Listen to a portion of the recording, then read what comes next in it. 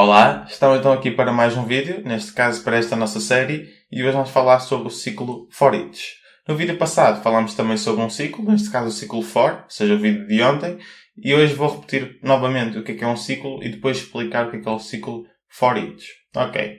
Um ciclo permite executar uma instrução ou um conjunto de instruções várias vezes. No caso do ciclo for each, ele dá voltas, ou seja, itera, consoante os itens de uma sequência. Ok? Portanto, no vídeo passado usamos um array, neste caso de 4 e depois passou a ser 5 elementos. Não, peço desculpa. De 5 elementos e depois passou a ser 6 elementos. Neste aqui vamos usar então uma string, que é basicamente uma sequência, mas de caracteres. E depois sim, uma lista, que é uma sequência de elementos. Ok. Vamos começar por criar então a string. String, vamos colocar, por exemplo, o nome da organização, que é basicamente Cafeína Algoritmo. Ok. E vamos criar então aqui a lista. Será algo de tipo string.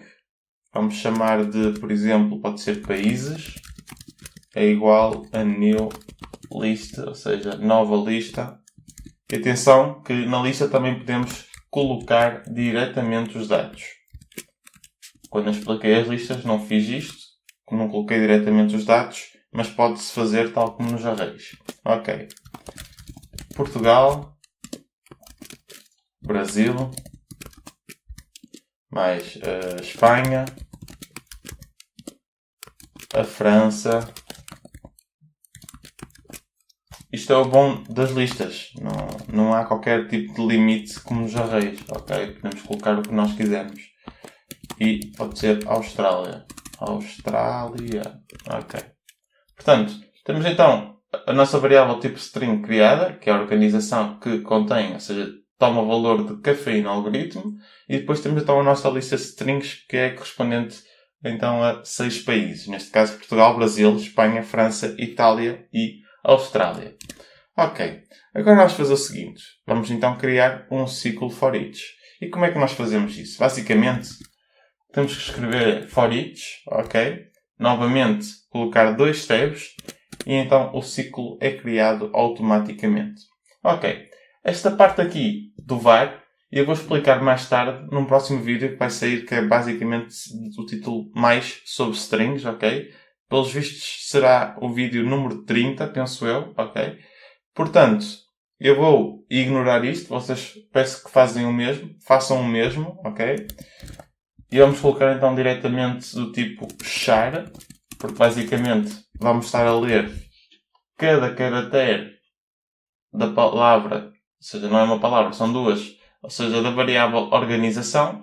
Portanto, aqui vamos escrever letra. Ok? Ou caractere até. Não, pode ser letra, não faz mal. Eu nem sei, agora vamos... Mas é melhor escrever caractere. E aqui eu vou colocar então in organização. O que é que isto quer dizer? O que isto quer dizer basicamente é que nós vamos estar a ler um caractere, ou seja, do tipo char, que é basicamente o caractere, dentro da palavra, ou seja, do conjunto de palavras da variável organização. Ok? Portanto, se eu der um Enter, vou diretamente para dentro do ciclo. E o que eu tenho que fazer aqui é algo muito simples. Que é basicamente colocar a variável caractere. Vamos então escrever aqui caractere. E depois sim colocar então a variável caractere. Ok. Atenção que podemos também tirar estes parênteses aqui. Neste caso chavetas, peço desculpa. Porque o conteúdo é apenas uma só linha, uma só instrução. E se executarmos este pedaço de código, podemos ver o seguinte. Podemos ver que cada caractere, dentro da variável organização, ou seja, este conjunto de duas palavras, ou seja, cafeína algoritmo, foi então impresso na linha de comandos. Ou seja, caractere a caractere. Portanto, é basicamente uma sequência de caracteres numa string. Ou seja, temos então o cafeína, incluindo até o espaço, que também conta como um caractere, e depois sim, algoritmo. Ok. Agora o que nós temos que fazer é a mesma coisa para ler o conteúdo da lista. Ok. Vamos então colocar isto aqui no comentário de multilinha, para experimentarmos agora ler todo o conteúdo ler todo o conteúdo da nossa lista. Ok. Vamos fazer o seguinte. Novamente for each, 2 tabs. Aqui vamos colocar string. Porquê? Porque a nossa lista é do tipo string. Ok? Aqui vamos escrever país. Ou seja, vamos ler país a país dentro da lista países. Ok. Clicamos Enter. Entramos diretamente no ciclo. E agora vamos fazer o seguinte. Que é basicamente o console writeline. E aqui vamos colocar país. E vamos fazer o seguinte. Vamos buscar, então, país a país. Ok. Temos, então, o nosso ciclo for each criado. Vamos só apagar aqui as chavetas para tornar isto tudo mais simples. E se executarmos este pedaço de código, podemos ver que temos, então, acesso a cada país dentro da nossa lista. Por exemplo, Portugal, Brasil, Espanha, França, Itália e Austrália.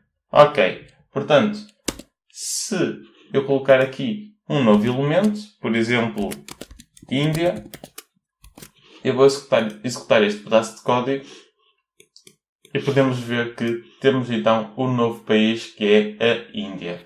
Portanto, eu espero que tenham percebido agora a vantagem de usar o ciclo for each, que é basicamente o ciclo for que aprendemos no vídeo é consoante um determinado range e então for each é consoante os itens de uma sequência.